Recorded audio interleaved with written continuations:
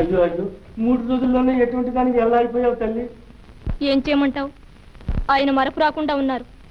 ఏదో విధంగా నేను ఆయన్ని పెండాడే ఉపాయం చెబుదు.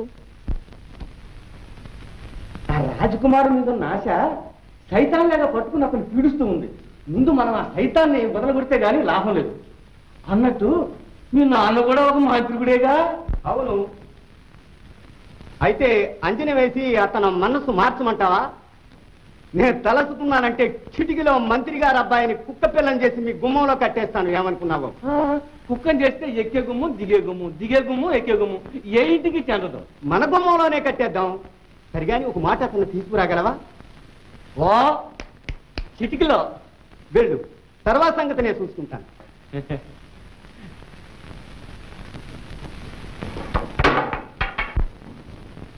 అమ్మా డబ్బు ఇవ్వమ్మా, త్వరగా బజార్కి వెళ్ళాలి. అమ్మా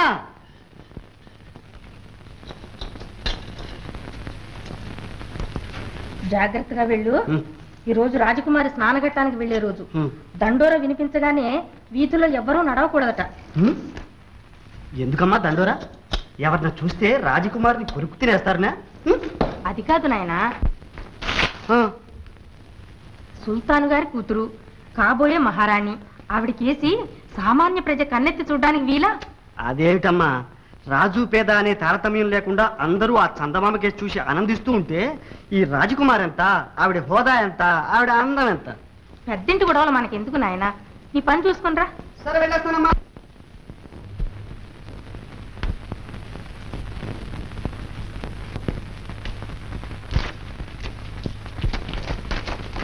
హుజూర్, ఏమిటి పరధ్యానం? ఎవరి వలనన్నా పరాగం, ఎవరి మీద కోపం? మీ వ్యవహారం మరీ ఘోరం.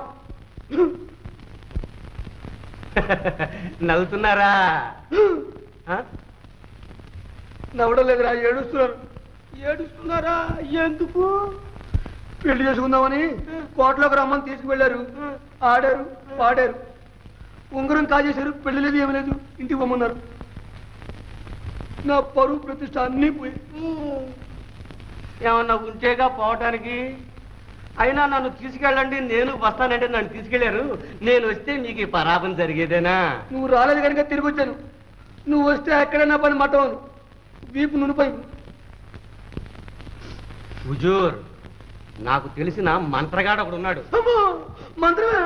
ఆ మంత్రగాడు కాదు, వశీకరణ మంత్రం, వశీకరణ మంత్రం. వాడు మంత్రం వేశాడంటే నిమిషాల మీద లోకంలో ఉండే ఆడోళ్ళందరూ మీ పాదాల దగ్గర పానాసరం పెడతారంటే నమ్మండి.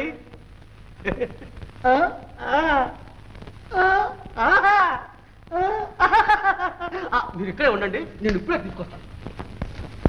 అరే ఏ క్యా బాత్, నేను వస్తాను.